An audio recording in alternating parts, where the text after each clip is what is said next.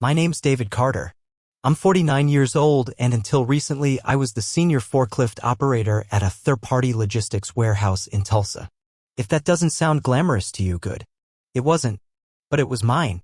You ever spend 21 years doing something so long that your body becomes a part of the building?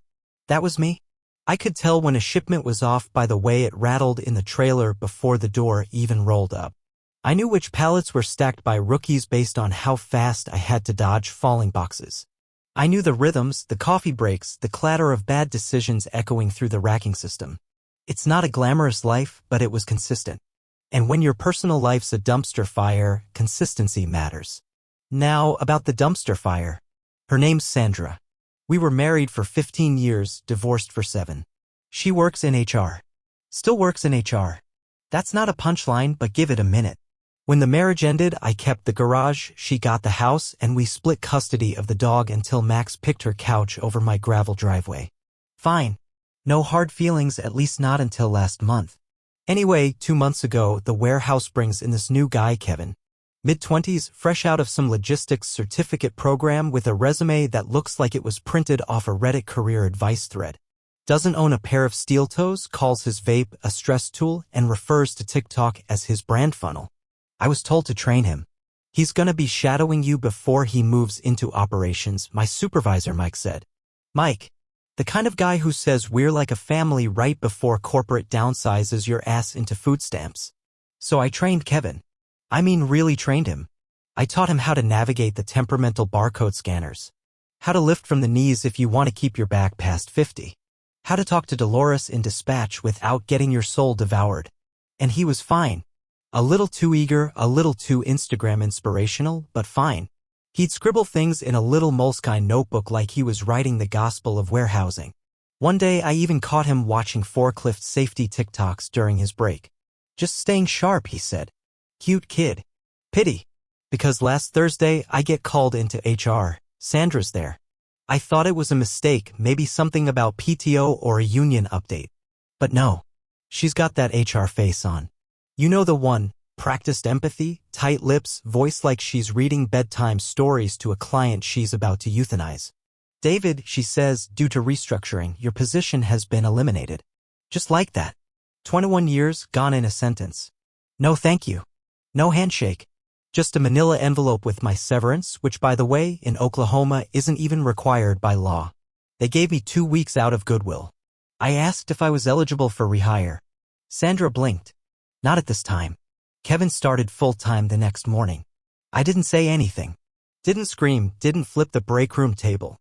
I walked out quiet. But the gears were already turning. You see, what they forgot was that I built that warehouse system. And I was about to teach them what happens when you cut loose the guy who knows where all the wires run and which ones spark when you pull M. So here's a fun thing about betrayal, it doesn't always hit like a hammer. Sometimes it's a slow burn. You sit in your truck outside the building you gave 2 decades of your life to, staring through the windshield at a bunch of loading docks, and your brain's still buffering. I remember gripping the steering wheel like it could explain things. Like maybe, just maybe, it could say, "You're not crazy, Dave. This is some next-level corporate backstabbing." But the steering wheel, like everyone else that week, stayed quiet. Sandra didn't even look me in the eye when she handed over the envelope. I mean, she's HR. She's supposed to be the buffer between cold corporate decisions and the people they affect. But that day, she was pure utility. Fully booted into corporate firmware. No hesitation, no emotion. I'd seen more compassion from my GPS when I missed a left turn. Now, Oklahoma's an at-will employment state. Legally, they don't need a reason to can you. They can walk in one morning, say, "We're allergic to your cologne," and boom, you're out, and there's no recourse unless you've got a contract or can prove discrimination. I had neither. All I had was 21 years of sweat and a severance check that wouldn't last me through fall. But let's get back to Kevin. Oh, Kevin. Monday morning, I drove past the warehouse not because I was nostalgic, I was petty. I parked across the street in the old Sonic lot, sipping burnt coffee and watching like a divorced dad stalking his ex-wife's new boyfriend. And there he was. Wearing my safety vest. The one I'd left behind, not thinking anyone else would be petty enough to claim it. He strutted out to the dock like he'd earned the right to be there. Talking big with the other guys, showing them how to optimize crate flow like he invented the wheel. You know that tone? The one people use when they just learned something and suddenly think they're the smartest guy in the state? That was Kevin, explaining my systems, my spreadsheets, my workarounds to the crew I used to run like clockwork. One of the guys, Daryl, spotted me from the dock and did a little double take. He waved awkward. Probably wondered why I was parked across the street like some disgruntled ex-employee plotting revenge. Which, well, yeah. I left before anyone could come over. Drove to the diner I used to hit up on Thursdays at Betty's by the auto shop. I sat in the back booth with a cold plate of biscuits and gravy and thought about how fast you can become obsolete to people. Then I thought about something else. Something I hadn't considered in a while. Back in 2012, the warehouse switched to a just-in-time inventory model. The kind that relies on razor-thin timing and vendor trust. And I was the guy they tasked with smoothing out all the initial hiccups. I'd built personal relationships with those vendors, called some of them friends. Knew who to call when a truck got stuck in Kansas, who to bribe with barbecue when a delivery ran late. That knowledge? That wasn't in the system. That was mine. And suddenly, I had a lot of free time. I started making a list. 3 days after getting canned, I sat on the concrete floor of my garage surrounded by manila folders. You remember those? Before everything went digital and HR started pretending email threads were relationships? Well, I never trusted the company system.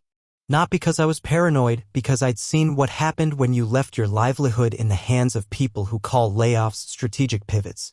So yeah, I kept records. Copies of vendor contacts, annotated shift schedules, back-channel email addresses.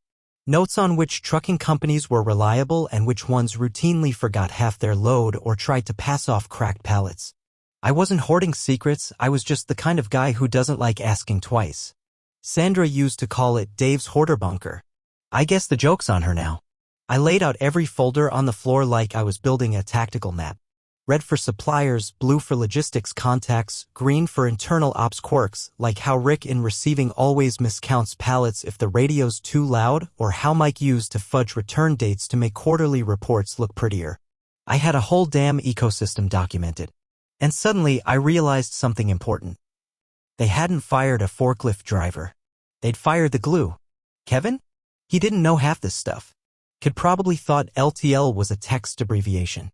He hadn't been through the big freeze in '08 when we had to reroute inventory through Arkansas just to avoid icy roads.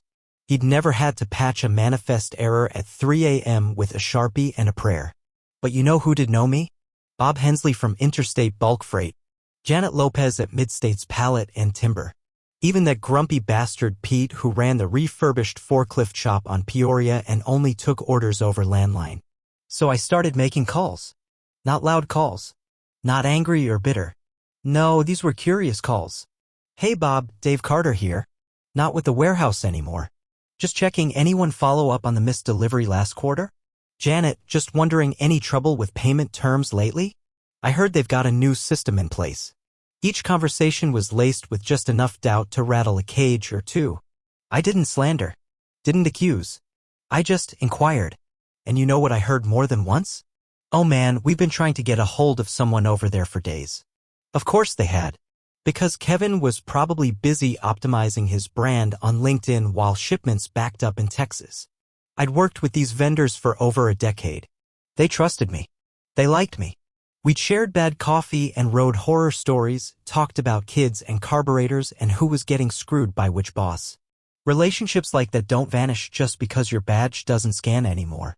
By the end of the week, I had 3 suppliers telling me they were starting to get concerned about the warehouse's response times. Concerned? That's a crack in the wall. And I had a crowbar made of institutional memory. I didn't want to burn the place down. I just wanted them to feel what it's like when the guy holding the roof up decides to put the beam down and walk away. You ever watch a warehouse run when it's missing one part of the machine? I don't mean something obvious like a busted forklift or a fried router. I mean something deeper, something you don't even realize is missing until things start going sideways in the most inconvenient ways possible. That was me. I was that part. A week after I made my first round of calls, I heard from Jimmy Taylor, one of the guys still working nights. He called from the break room, voice low like we were in a spy movie. Dave, he said, this place is turning into a damn circus. What's going on? Crates showing up late, trucks sitting on the dock for hours 'cause no one knows what's in 'em. Kevin tried to fix a routing issue with a vendor yesterday by quoting from Google. You could hear Janet from Mid-States yelling over the speakerphone. I nearly choked on my coffee. You remember when you said he looked like a substitute teacher on Casual Friday? Jimmy went on. Turns out that's also how he manages freight logistics. Now look, I wasn't trying to tank the place. I'm not some movie villain swirling a glass of bourbon and cackling into the night. What I wanted was respect. And when that was gone, I wanted justice. Not legal justice. Natural justice. The kind that doesn't come with court fees but hits just as hard. And the thing is, I didn't even have to do much. The system I helped build wasn't designed for idiots. It wasn't automated or idiot-proof because, well, I wasn't an idiot. My fixes were human. Personal. Vendor goes dark? I knew to call before lunch, not after. Inventory's off? I knew where Daryl stashed the backup labels. These weren't procedures, they were instincts born of repetition and headaches and experience. You strip that away and what do you get? Chaos. The silent, creeping kind. I drove by the warehouse again, parked across from the loading dock behind an abandoned gas station. Watched a truck idle for 30 minutes before anyone came out to sign it in. Then another one showed up and the first had to back out half the lot just to make space. I used to schedule dock time in 15-minute windows. Tight. Efficient. Now it looked like a high school prom where no one remembered to book the DJ. And while all this was happening, Kevin? Oh, Kevin was posting team-building selfies on LinkedIn with captions like, "Grateful to lead a legacy of operational excellence." #growth mindset. I nearly drove off the road laughing. The part that got me, though, was Sandra. She knew what I had done for that place. HR doesn't just manage people, they see the gears turning. She had to know Kevin wasn't ready. She had to know replacing me wasn't a plug-and-play deal. And still, she signed off on it. Maybe it was about the promotion she got last year, or maybe she just didn't care. Either way, she bet on the wrong horse. I wasn't sabotaging them. I was just letting the ghost of my absence do all the talking. And man, was it starting to scream. I didn't plan to involve Frank, but life's funny that way. Frank Barton was the regional manager for Titan Freight, a hard-nosed ex-trucker with shoulders like a linebacker and a voice that sounded like gravel being poured through a funnel. We'd shared more coffee over dock doors than most people share with their spouses. He'd been routing deliveries through our warehouse since before Sandra and I had even filed for separation. When I called him, it wasn't to stir anything up. I just wanted to talk. But I forgot something. Frank doesn't believe in small talk. "Dave," he grunted into the phone. "Heard you were out. Damn shame. What happened?" I told him. Not the emotional stuff, just the facts. The training, the pink slip, the new guy. He went quiet for a second, then said, "That why your boy Kevin's been blowing up my line for 2 days straight asking how to rebook partial loads?" I blinked. He what? Kid's got no clue what a routing tier is. Tried to get me to reschedule a time-sensitive drop without even checking the third-party vendor window. Said he'd circle back after consulting the freight dashboard. Freight dashboard? Dave, I am the dashboard. I laughed hard enough I had to put my coffee down. But Frank wasn't laughing. "Look," he said, "I can deal with amateurs. What I can't deal with is losing money because some LinkedIn MBA doesn't know the difference between a BL and a bill of goods. If this keeps up, we'll cut M loose." And there it was. Frank was one of 5 major freight partners that warehouse depended on. Losing him wasn't just a headache, it would be like trying to do surgery with oven mitts on. That's when the realization hit me I didn't need to wreck the company. I just had to let it operate under its own stupidity for a while. The damage would come naturally. Still, part of me felt something sour at the back of my throat. I liked that warehouse. It had been my second home. Watching it fall apart didn't feel as good as I thought it would. But then I remembered Sandra. Sitting across from me in HR, voice steady, eyes blank, acting like I was just another name to be processed.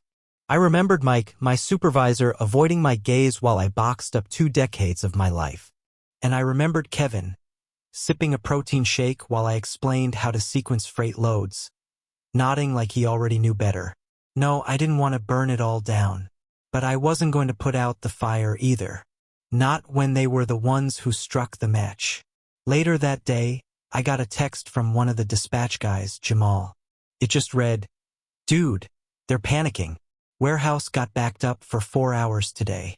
Kevin started yelling at the scanner like it could hear him.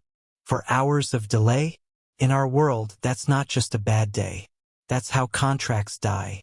And from the sound of it, the clock was already ticking. There's a certain sound a warehouse makes when things start slipping, like the offbeat rattle of a broken fan belt. It's not loud, not dramatic, just a subtle shift in rhythm. I used to hear it in my bones before anyone noticed. Now I was watching the whole operation come unglued from the outside. I'd been keeping my distance, but I couldn't help myself. I drove past the warehouse again. Midday. 2 trucks parked outside, engines idling. One driver pacing on his phone. The other slumped behind the wheel like he was halfway through a nap. Back when I ran the docks, nobody waited longer than 12 minutes. 12 minutes was my line. If a rig sat longer than that, I'd go full air raid protocol, track down the manifest, call receiving, and personally haul someone out of the bathroom if I had to. That place moved like a chess clock when I was running it. Now, it looked like the aftermath of a thunderstorm and poor planning. I rolled down my window and caught the tail end of a driver's rant. Ain't nobody answering the damn phone. Been sitting here 40 minutes. They've got some kid at the desk who thinks reefer freight means frozen peas. I nearly laughed myself hoarse. But the real punch came later that evening, when I got a call from Sandra. Sandra. I didn't pick up. Let it go to voicemail. I wasn't in the mood for whatever corporate apology or legalese-laced threat she was about to throw my way. But her voice on the recording, it wasn't smug or condescending. It was tight, clipped, rattled. David, I know things didn't end well, but we need to talk. There's been some confusion with vendor authorizations, and we're hoping you might clarify some procedures. Please, call me. I sat there for a long time staring at the screen. There it was. The first ask. Now, I don't know how much you know about warehouse vendor authorizations, but let me break it down. If you've got standing relationships with third-party suppliers, freight carriers, packaging distributors, pallet rentals, you don't just drop a new name into the system and hope for the best. Most vendors need verbal reconfirmation before they'll proceed with a new handler, especially if they've worked with one point of contact for over a decade. That contact had been me. And Kevin? That boy couldn't reconfirm a pizza order without starting a group chat about stakeholder alignment. I didn't call Sandra back. Instead, I poured a glass of bourbon and watched the sunset from my porch. It was quiet out there, peaceful. But inside, my brain was running diagnostics like I was back on the floor. I started thinking about other systems, things only I knew, like how the barcode scanners in Sector C still defaulted to an old SKU format I jury-rigged during a software glitch 3 years ago, or how we stored temporary overflow inventory in a mezzanine that was technically non-compliant with OSHA regulations.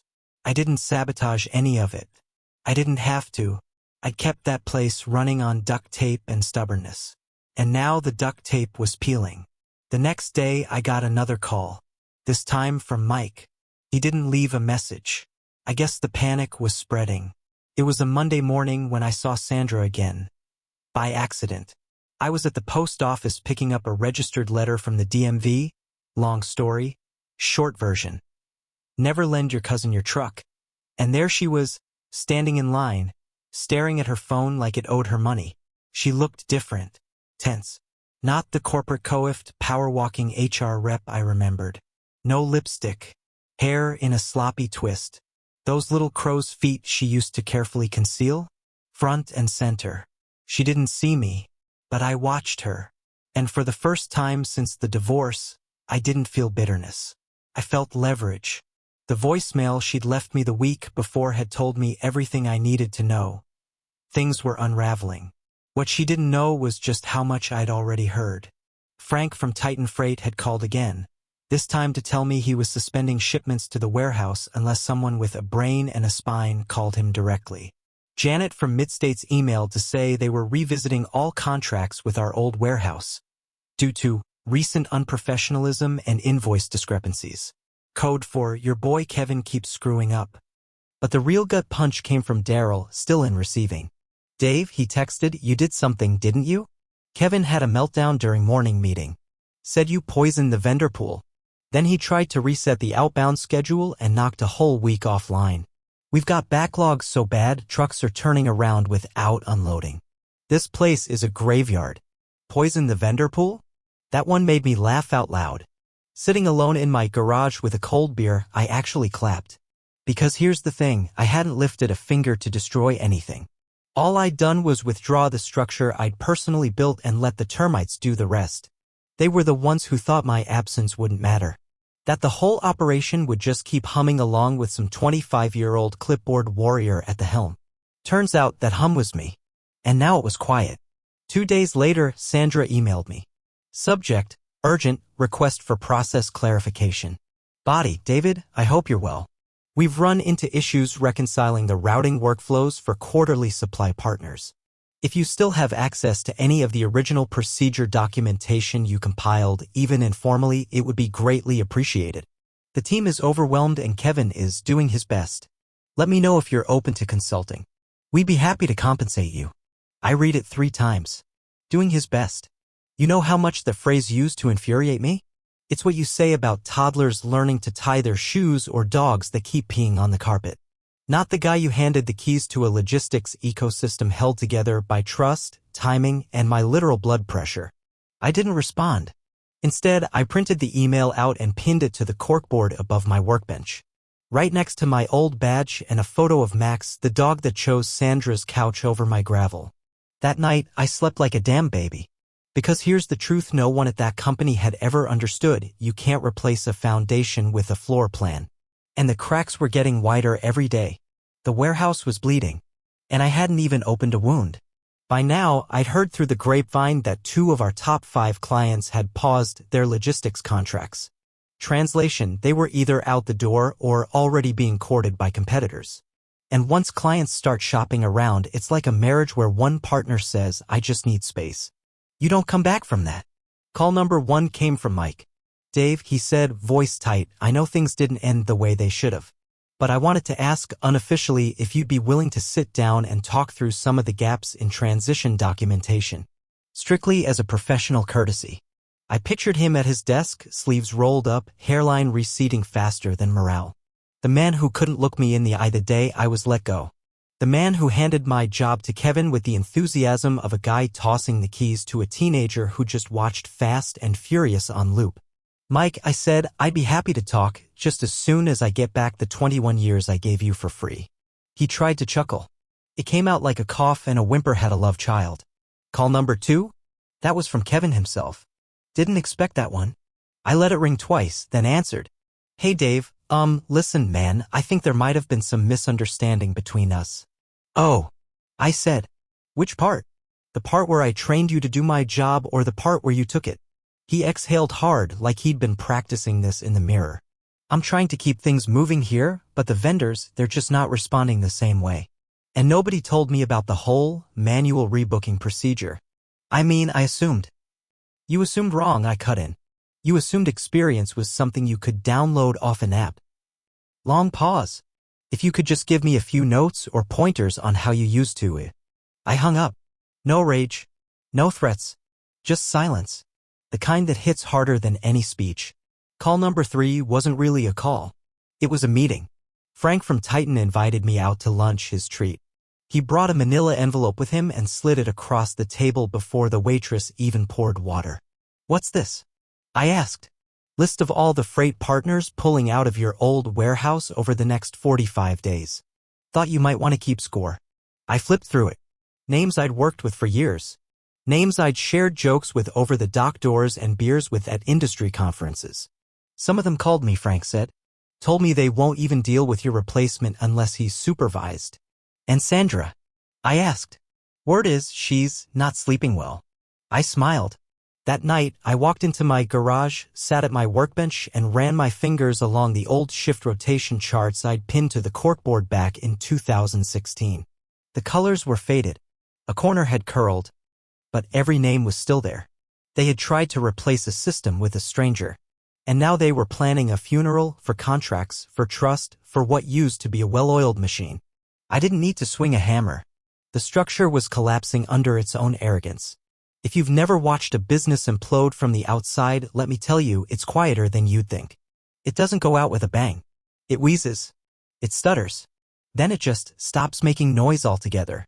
By the time August rolled in, the warehouse had gone from a humming logistics hub to a ghost town with forklifts. I knew because I got a call from Earl, the one guy in dispatch who still talked to me like I hadn't been exiled. They had a fire drill yesterday, he said. Half the dock team never came back inside. I laughed so hard I nearly dropped my wrench. I'd been rebuilding an old pressure washer out back, something to keep my hands busy, but this was entertainment you couldn't buy with a streaming subscription. What do you mean, didn't come back? I mean they got in their trucks and drove off. One of them left a note on a pallet jack that said, "Call me when the monkeys stop juggling grenades." Beautiful. Apparently, the backlog had reached critical mass. Trucks were circling for hours because appointments weren't confirmed. The ones that did get in were unloading into the wrong sectors because Kevin decided color coding was too analog. Someone tried to digitize the routing wall using a $99 smartboard from Office Depot. The system crashed midweek, deleting 3 days' worth of outbound schedules. You can't make this up. And Sandra? Oh, Sandra was unraveling. Jamal, still playing double agent in receiving, texted me a picture from the staff break room. A whiteboard titled Emergency Procedures Staff Morale Plan listed things like free pizza Fridays, Spotify Premium during breaks, open door policy with HR. Below that, someone had written in Sharpie, "How about we start with functional leadership?" Apparently, Sandra took it personally. She called an emergency meeting, tried to rally the staff like she was leading troops through Normandy. Midway through her speech, someone pulled the fire alarm. And no one moved. They just let it ring. That same afternoon, I got a formal email from the company's legal team. Not Sandra legal. It was short, polite, dead serious. They wanted to know if I'd had any unauthorized contact with vendors, clients, or former staff that might constitute interference. I laughed until my ribs hurt. They were trying to put the pieces together, but they had no idea where the puzzle even began. They were like kids chasing shadows in a blackout.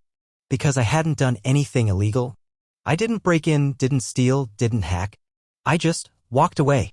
And in doing so, revealed just how much of that place had been stitched together by one guy who knew when to make a call, when to bend a rule, and when to bribe a truck driver with Whataburger. You don't fire the glue and then get mad when the frame collapses. They didn't need a whistleblower. They needed a time machine. It was early September when the final domino fell, and I didn't even see it coming. I was finishing a small side gig fixing up pallet racking for a feed store south of Tulsa.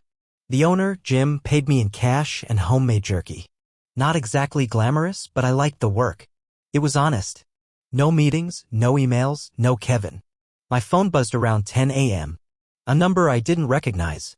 I almost ignored it, but something made me swipe. Dave? It's Thomas. Pause. Thomas from Wait, Legal Thomas? Yeah. Look, this isn't official. Off the record. Another pause. The tone said it all, tight, exhausted, and just a little panicked. We're restructuring again. I almost laughed, but I waited. There's been fallout, he said. 2 major vendors filed breach of contract notices. Inventory's down 40%. We've had to reroute freight through a temporary hub in Missouri and, well, frankly, it's a mess. And? I said. And, he continued, upper management asked if you'd be willing to consult. Short term. Just to get things back on track. High compensation. You'd work remote if you wanted. No need to come in. He didn't say we're sorry. He didn't say we were wrong. But I could hear it in his voice, the sound of a man holding a cracked glass and realizing he'd fired the guy who knew how to pour without spilling. You know, I said slowly, there was a time I would have jumped at that. Hell, I probably would have walked through the front doors with my sleeves rolled up and a clipboard in hand. A beat. But you're about 3 crises too late, Thomas. I hung up before he could reply. That night, I drove one last time past the warehouse. The bay lights were dimmed. The lot was half empty. A handwritten sign taped to the main gate read, "No deliveries without confirmation. Expect delays." I parked across the street in the same spot where I used to watch Kevin strut like he was running a TED Talk in a vest 2 sizes too small. And then I saw her, Sandra. She was standing just outside the building in a pantsuit that looked like it had been slept in. One hand on her hip, the other rubbing her temple. A vendor truck was idling in front of her, the driver clearly yelling about something. She didn't even try to respond. She just stood there. Small, hollow, beaten. And I didn't feel joy. I didn't feel hate. I just felt finished. They'd built the gallows with their own ambition. I just removed the stabilizer. A few weeks later, I signed on with a regional supplier setting up a new warehouse outside Fort Smith. Nothing fancy. A few guys, a few forklifts, a lot of heart. They asked if I could help design the ops from the ground up. No HR drama. No politics.